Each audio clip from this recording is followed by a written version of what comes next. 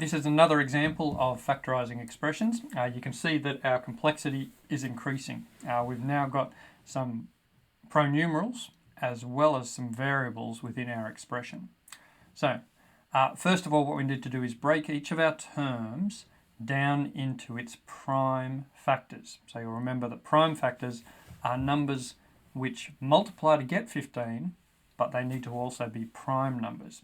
So, if we break our 15 down into two prime factors, that's a fairly easy one because we know that 15 is 3 times 5.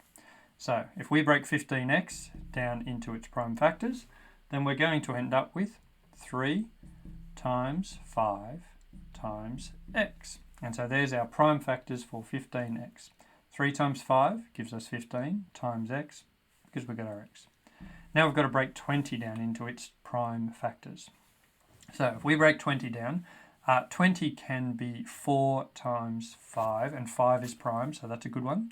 However, 4 is not prime, so we need to break it down even further into 2 times 2. So 20 would be made with prime factors of 5 times 2, which would give us 10, times 2, which would give us 20. Then we've got times x times y. Now we've got to look at the expressions making up our two terms here, and we've got to find the common factors between them.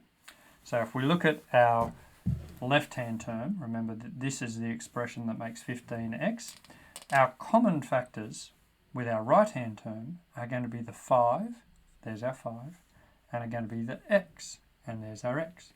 If we look for the 3, you'll see that 3 is not a prime factor of 20x. And over here on the right hand side, we've got a y and two 2's, and you can see that they're not common in our left hand term. So looking at our two terms, we've got 5 and x as our common factors. So they're going to be the ones that we take out the front when we factorise this expression. So that means that it's going to be equal to 5 times x. And then we've got to look at our left hand term. All that we're left with here is our 3 minus, and then we can put this term here, the right-hand term, back together. So 2 times 2 is going to give us 4. Remember, we've already taken the 5 and the x out the front. 4 times y. So 2 times 2 gave us the 4, times the y gives us 4y.